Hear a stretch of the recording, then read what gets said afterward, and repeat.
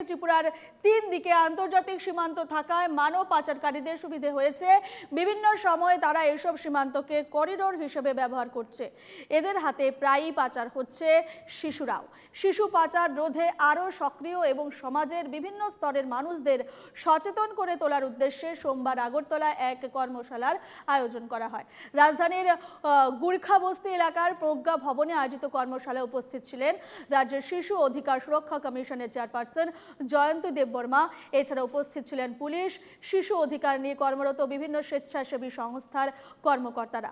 শিশু পাচার রোধে সাধারণ মানুষের মধ্যে সচেতনতা গড়ে তোলা এবং শিশু সুরক্ষার কাজে নিয়োজিতদের বিশেষভাবে সতর্ক করার লক্ষ্যে এই কর্মশালার আয়োজন হয়েছে বলে সংবাদ মাধ্যমকে জানান রাজ্য শিশু অধিকার সুরক্ষা কমিশনের চেয়ারপারসন জয়ন্তী দেববর্মা।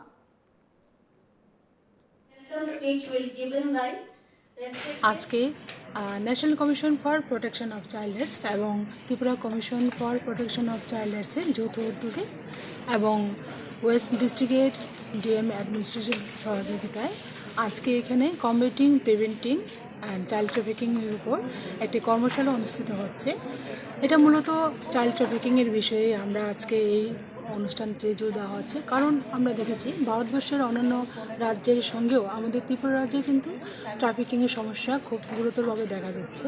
তার জন্য এনসিপিসিআর এবং টিএসপিএসের সহযোগিতায় আজকে এই কর্মশালা বা ওয়ার্কশপটি অনুষ্ঠিত হচ্ছে, বিশেষত আমাদের শিশুদের সুরক্ষার জন্য, কারণ আজকের শিশু আগামী দিনে ভবিষ্যৎ, তার জন্য এই পদক্ষেপ নেওয়া।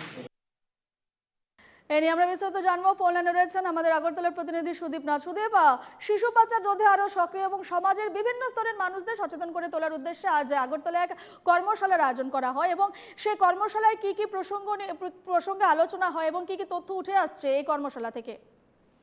রূপা, যে বিষয়টি ত্রিপুরার জন্য সবচেয়ে ভালনারেবল সেটা হচ্ছে ত্রিপুরার প্রায় 3 দিকেই বাংলাদেশ এবং ম্যাক্সিমাম জায়গাটাই ইন্টারন্যাশনাল বর্ডার। আমরা মাঝে মাঝেই আমাদের চ্যানেলে খবর সম্প্রচার করে থাকি যে মহিলা পাচার হয়ে যাচ্ছে, ত্রিপুরাকে করিডোর করে, তো মাঝে মাঝে শিশুরাও পাচার হচ্ছে, যাতে ত্রিপুরার মানুষকে, সকল স্তরের মানুষকে এই বিষয়ে সচেতন করা যায়।